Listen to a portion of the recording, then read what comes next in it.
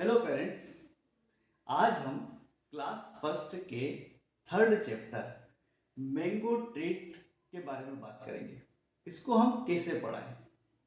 तो जब हम बच्चों को पढ़ाना चाहते हैं, सबसे पहले हमको ये पता होना चाहिए कि इस लेसन से हम बच्चों को क्या सिखाना चाहते हैं।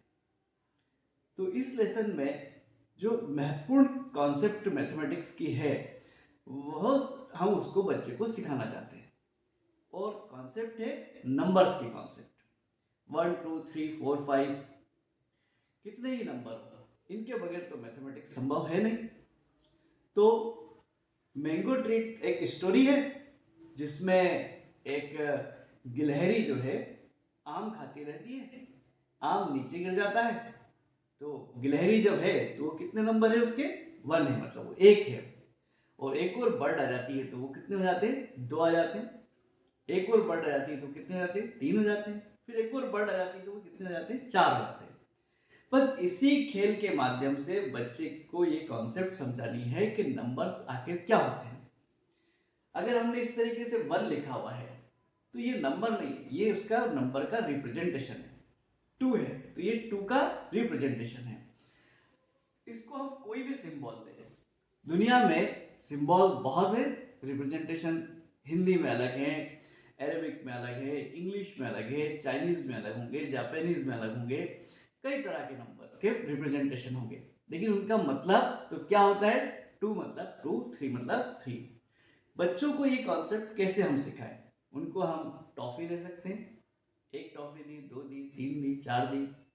या हम उनको कोई बिस्किट दे सकते हैं, 2 बिस्किट हो गए, 2 में एक और जोड़ दिया तो 3 हो गए, एक और जोड़ दिया तो 4 हो गए।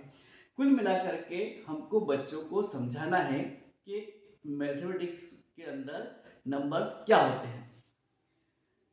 काउंट एंड मैच बहुत अच्छी वर्कशीट्स आती हैं जिनमें कुछ ऑब्जेक्ट बने होते हैं। उन ऑब्जेक्ट के सामने नंबर्स लिखे होते हैं।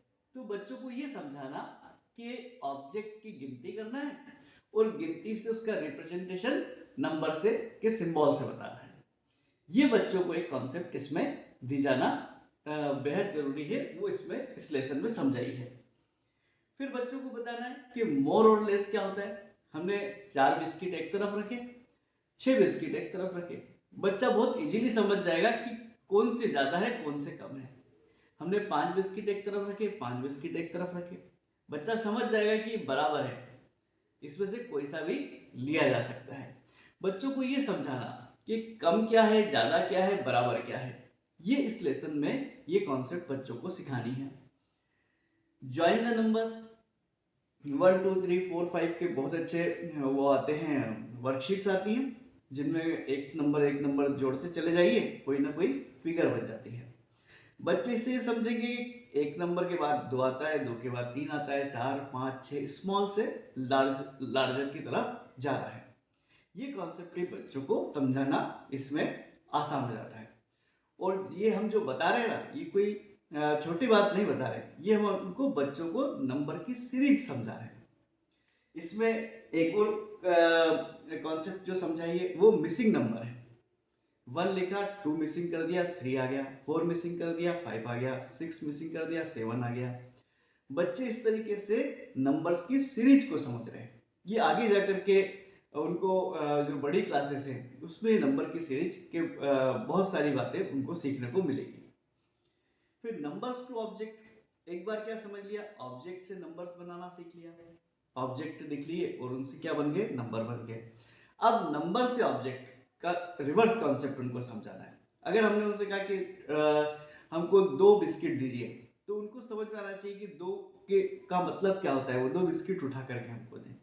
अगर हम उनसे कहते हैं कि हमने आपको 5 टॉफी लेकर के आई है, तो उनको ये समझ में आना चाहिए कि हमको 5 ऑब्जेक्ट को उठा करके लेकर के आना है। जब हम इसकी बहुत प्रैक्टिस कराएंगे तो बच्चे दोनों कॉन्सेप्ट को बहुत अच्छे से समझेंगे। ऑब्जेक्ट से नंबर का रिप्रेजेंटेशन और नंबर से ऑब्जेक्ट कितने हैं उनकी उनकी क्वांटिटी को समझेंगे। तो ये बहुत महत्वपूर्ण लेसन है और इससे बच्चे जो है मैथमेटिक्स की सबसे बेसिक कॉन्सेप्ट नंबर्स को समझते हैं। इसको हम बच्चों को प्रैक्टिस कराएंगे तो उनको जीवन भर याद रहेगा और बहुत अच्छे से काम आएगा। आप इसको करके देखिए, निश्चित आपको फायदा होगा। Thank you.